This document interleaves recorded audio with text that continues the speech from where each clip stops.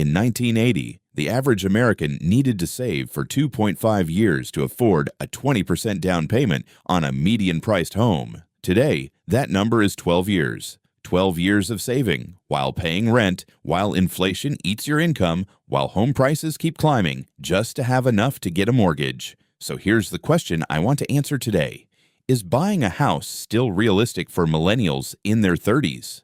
And if it is, what does the actual path look like? The answer might surprise you, because the 20% down payment rule that's been drilled into everyone is largely a myth. And once you understand the real numbers, the timeline to home ownership gets a lot shorter than 12 years. Here's what we're covering: the truth about how much you actually need for a down payment, how to calculate your real savings target, the smartest place to keep your house fund, and the specific saving strategy that gets most people to a down payment in 3 to 5 years, not 12. Let's get into it.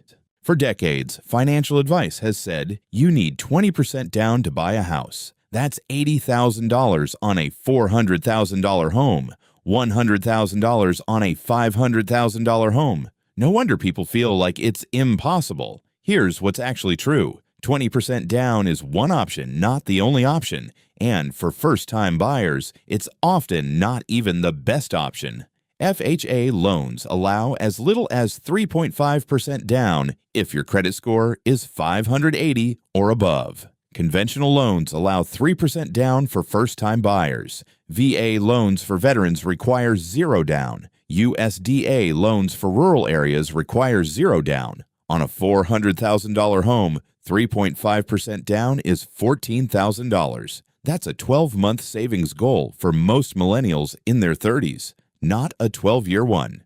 Now, there is a real trade-off. Lower down payments mean higher monthly mortgage payments and the addition of PMI, which is private mortgage insurance that protects the lender if you default. PMI typically costs 0.5 to 1.5% of the loan annually. On a $385,000 loan, that's about $150 to $500 extra per month until you've built 20% equity. So the question isn't, can I buy with less than 20% down? You can. The question is, does the math make sense for my situation? And that's what we're going to figure out in the next section. But first, here's something most people getting ready to buy a house completely overlook, and it can cost them $10,000 to $20,000. Most people focus entirely on the down payment and forget about everything underneath it. Closing costs, typically 2 to 5% of the loan amount. On a $400,000 home, that's $8,000 to $20,000 in fees paid at closing. Attorney fees, appraisal, title insurance, loan origination. None of this is included in your down payment. Moving costs, $1,000 to $5,000 depending on distance and how much stuff you have. Immediate repairs and updates. The inspection will find things. Budget 1 to 2% of the home's value for repairs in the first year. On a $400,000 home, that's $4,000 to $8,000. New furniture and appliances. The house you buy rarely has everything the house you were renting had. Here's the real number most people never calculate. Down payment plus closing costs plus 3-month emergency fund maintained plus $5,000 home repair buffer. On a $400,000 home with 3.5% down, $14,000 down payment plus $12,000 closing costs plus $5,000 repair buffer equals $31,000 total savings target. That's very different from $80,000. It's still significant, but $31,000 saved over 3 years is about $860 a month, which for most millennials in their 30s with a working budget is achievable. Now here's where most people make their second biggest mistake with the house fund. Most people saving for a house keep their down payment fund in a regular savings account, earning 0.1% interest. On $20,000 saved over 3 years, that's about $60 in interest. The right home for your house fund is a high-yield savings account, the same one we talked about for the emergency fund. The best HISAs right now are paying 4 to 5% annually. On $20,000, that's $800 to $1,000 a year in interest, meaning your house fund is actively growing while you build it. Keep the house fund in a separate HISA. at a different bank from your checking account, labeled clearly. Out of sight, specific purpose, earning real interest. Do not put your down payment fund in the stock market. A 30% market correction the year before you need the money is a real scenario that has derailed real people's home purchases. The HYSA is boring, and that's exactly right. Where is your house fund right now? If the answer is mixed in with my regular savings, or I don't have one yet, that's your action step from this video. Open a separate HYSA today. Label it House Fund. Move whatever you have into it. Start fresh with a clear container. Getting to a $31,000 savings goal requires pulling 3 levers, not one. Lever 1. Automate a fixed monthly transfer, whatever your monthly house fund contribution is. $500, $700, $1,000, set it as an automatic transfer the day after payday, before you can spend it. Same principle as paying yourself first. The house fund is a non-negotiable bill you pay to your future self. Lever 2. Apply windfalls directly.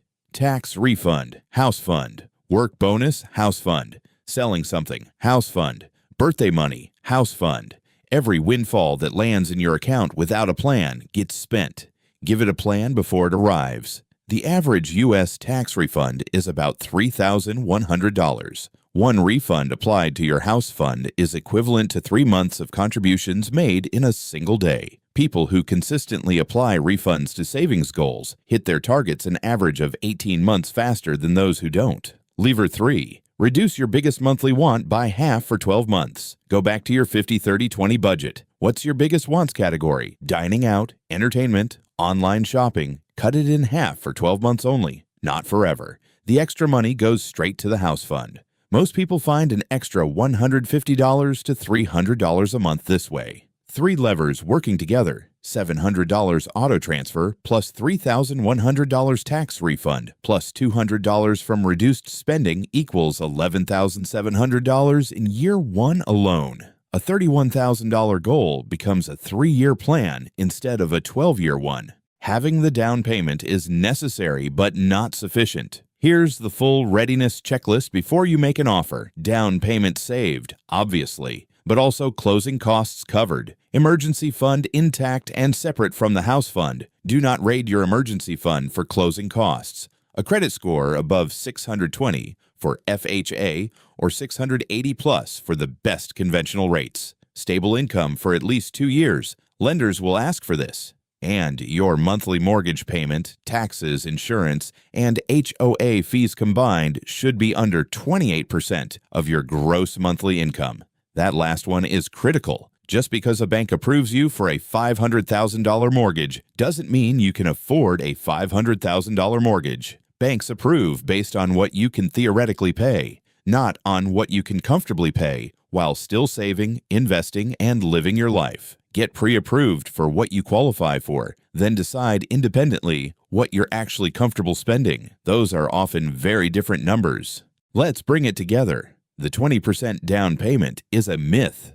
FHA loans allow 3.5% down. On a $400,000 home, that's $14,000, not $80,000. Your real savings target includes down payment plus closing costs plus a home repair buffer, typically $25,000 to $40,000 depending on home price. Keep your house fund in a high-yield savings account, separate labeled, earning 4 to 5% interest, not in the stock market. Pull 3 levers, automate a monthly transfer, apply every windfall, and cut your biggest want category in half for 12 months, and only buy when you're actually ready. Down payment, closing costs, emergency fund intact, stable income, and a mortgage payment under 28% of gross income.